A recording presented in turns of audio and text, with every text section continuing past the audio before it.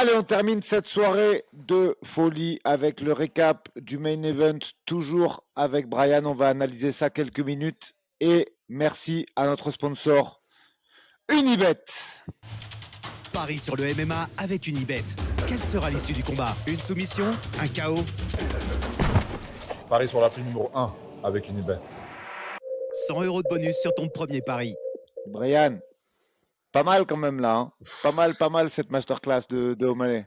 Ah ouais, plus qu'une masterclass, ça, c'était wow, c'était impressionnant. J'ai sorti mon cahier pour te dire, pour noter tellement techniquement c'était Ouais, j'en ai mal à ouais, la je suis tête d'accord. tellement il a été Variation. incroyable. J'ai pas noté parce que j'en peux plus moi depuis. Je suis resté perché sur Poirier Saint-Denis. Je te jure, si j'avais une bague ou une montre comme les combattants, comme maintenant pour avoir mes pulsations, je te jure que je suis resté perché à plus de 150 depuis le combat de. J'arrive pas à m'asseoir. Je suis fou complet là.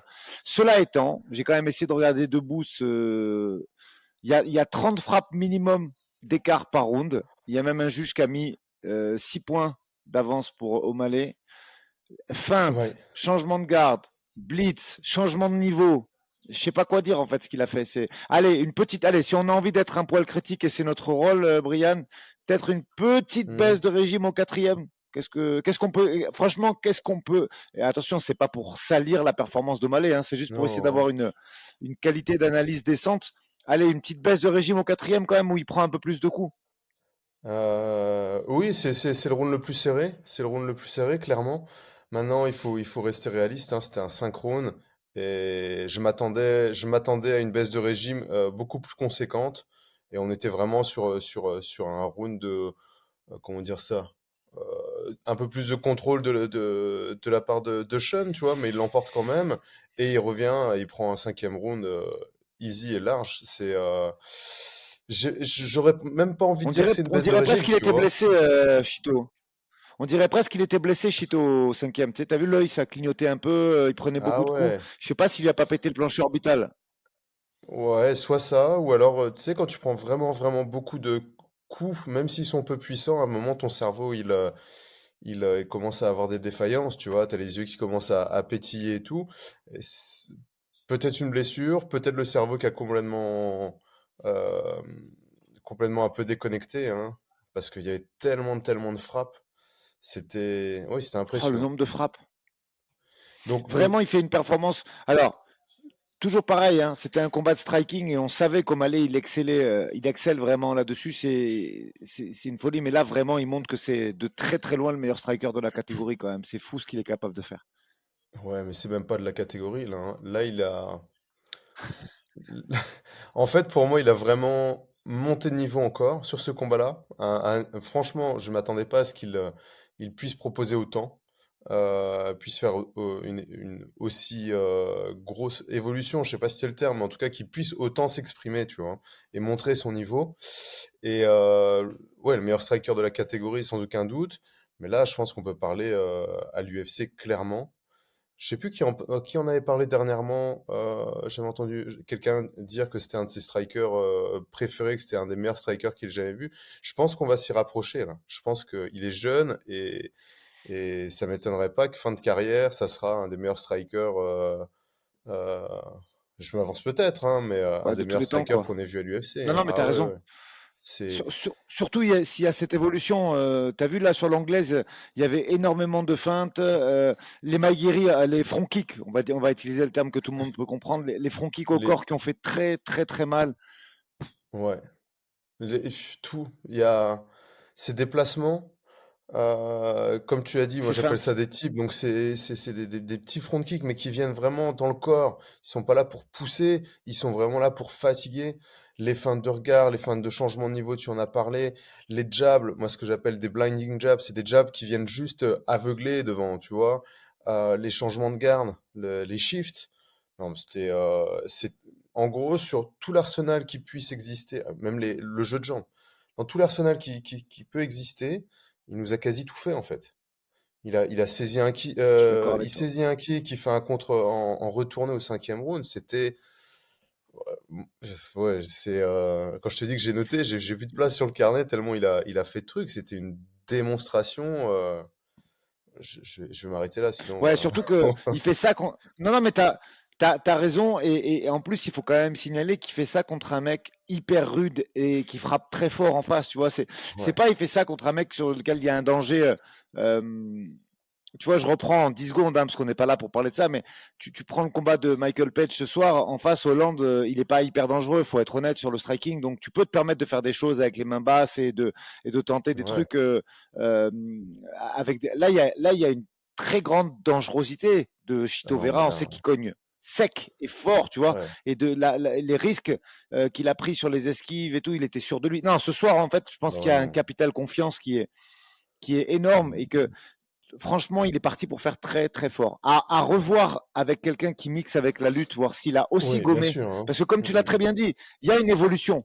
Il y a une évolution, il y a un step-up sur son striking. Si en plus, il a travaillé sur les défenses de lutte derrière, bah, ça promet de très très belles choses pour la catégorie. Je suis d'accord avec toi. Bah, ça va même pas être tant les défenses de lutte hein, qui vont jouer, je pense. C'est plutôt son contre qu'il a utilisé contre Aljamain. Aljamain Sterling, tu vois.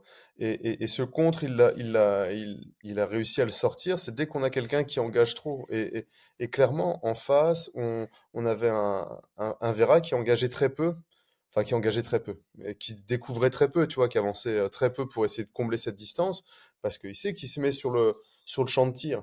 Et un lutteur, il est obligé d'avancer. On l'a vu avec Aljamain. Et ça, c'est en termes d'évolution pour défendre la lutte, c'est encore quelque chose, tu vois. Donc, il y a bien évidemment la défense de lutte entre lutteurs, la défense de lutte avec un striker qui va se déplacer, tu vois. On a vu et puis, bah, on a cette nouvelle défense de lutte, c'est le lutteur rentre dans ta zone et tu connectes quand tu rentres sur son champ de base, enfin, sur la zone de tir. Et donc, oui, clairement, on va voir avec un lutteur, mais je serais pas étonné qu'il réussisse à tirer dès que le lutteur se met à découvert, entre guillemets, tu vois. C'est un vrai sniper, Non, hein. surtout que la confiance, je pense que c'est quelque chose dont on commence à parler, c'est vraiment quelque chose de déterminant. Il y a les qualités pugilistiques, il y a le game plan, il y a le camp d'entraînement, et quand même, qui commence vraiment à pencher dans cette balance, il y a le capital confiance. Je pense que ce soir, on a vu deux choses, et tu l'as très bien dit, on a vu son évolution, parce que le mec s'entraîne, il lâche pas l'affaire, et c'est Ouais. pas un mec qui s'entraîne que pour préparer ses fights, c'est un mec qui s'entraîne tout au long de l'année. Mais quand même, le deuxième paramètre, c'est qu'il commence à prendre confiance en ses strikes. On voit qu'il commence à tenter des choses, que la tête, elle est plus libérée. Et du coup, ça nous fait un spectacle de folie et un bagage technique complètement ouf qu'il nous a proposé ce soir. Et sur synchrone. Et ça aussi, c'est un autre point, hein. T'as donné 2 points. Et sur synchrone, hein. Il tient synchrone. T'as Enfin, raison. il faut savoir qu'on a des profils de combattants, surtout chez les plus jeunes. Les 3x3, c'est très très bien. Ils sont très explosifs. C'est un très très bon format. Sur Sean, un 3x5, c'est parfait, très explosif. Il se déplace beaucoup. Là, on est sur un 5x5 avec cette intensité. Moi, personnellement, j'avais du mal à y croire qu'il soit capable de, euh, de faire un 5x5 de cette manière-là, tu vois. Et pour moi, c'était difficile à, Non, au à niveau du imaginer. Il rythme, vient de le faire. C'est impressionnant. Comme quoi, on parle de, je de, te de rejoins à l'évolution 100%. Au niveau du rythme, du niveau en MMA. Là, on est clairement dedans, hein. On est clairement dedans. Non, vraiment impressionné, vraiment impressionné. prestation. Ouais, je te Ouais. rejoins. Prestation de folie. Eh ben, comme le veut la coutume, on parle vite fait de la suite. Là, il n'y a rien à dire sur la suite. Il n'y a pas à attendre ni d'état de santé de l'adversaire, ni quoi, ni qu'est-ce. Tu vois comment la suite, toi? Toi, pour toi, le combat Ah à bah, faire, évident, pour lui, c'est quoi? bah, Dvalishvili, je pense qu'à un moment donné, il faut garder, il faut que l'UFC préserve aussi son aspect sportif. À un moment donné, tu peux pas commencer à choisir à gauche, à droite, qui t'as envie d'affronter, si ça va faire des vues ou pas. Je pense que Dvalishvili, c'est la suite logique. Je pense que maintenant tout le monde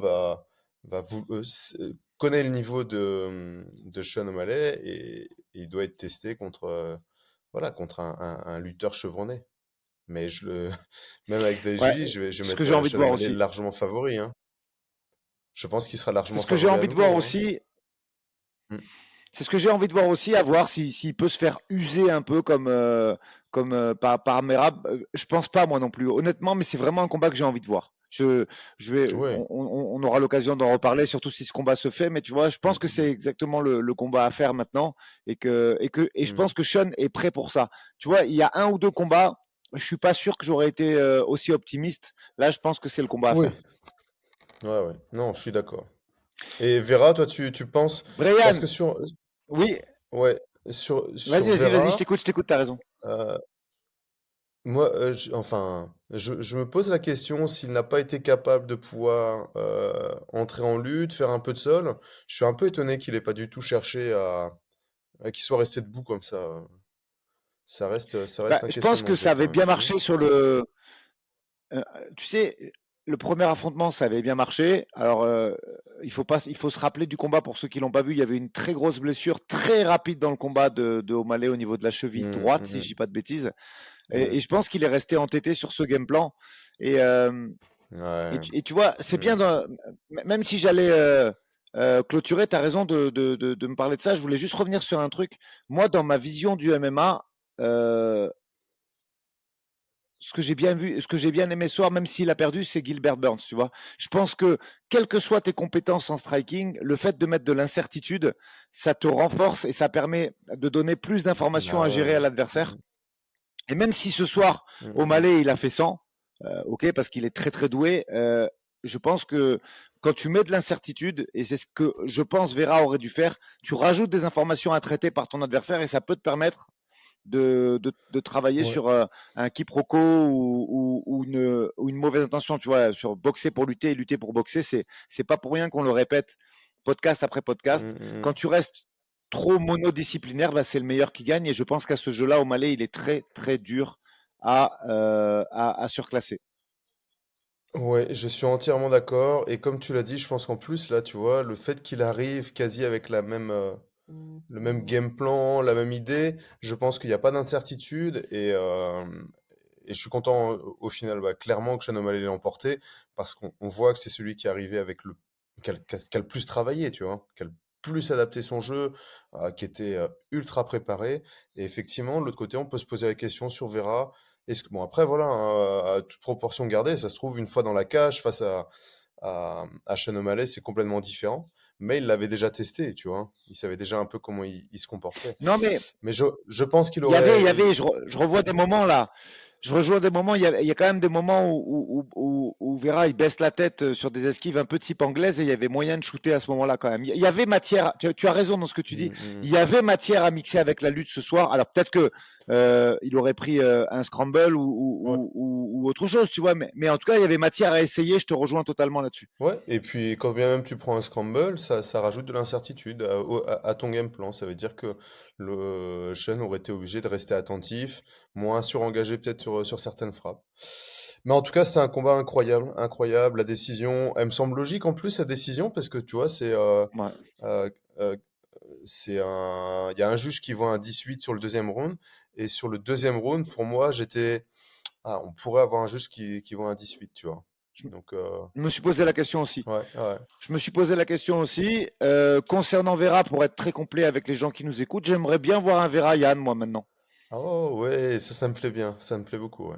Deux profils assez similaires, Ouais, je pense. enfin dans la manière d'aborder le combat sur le striking, ça serait vraiment top. Ah ouais, j'aime beaucoup. Attends. Ouais, ouais, ça serait vraiment top. Merci à tous d'avoir écouté. Brian, merci beaucoup pour cet échange. Merci Elric, À ciao, très hein. vite.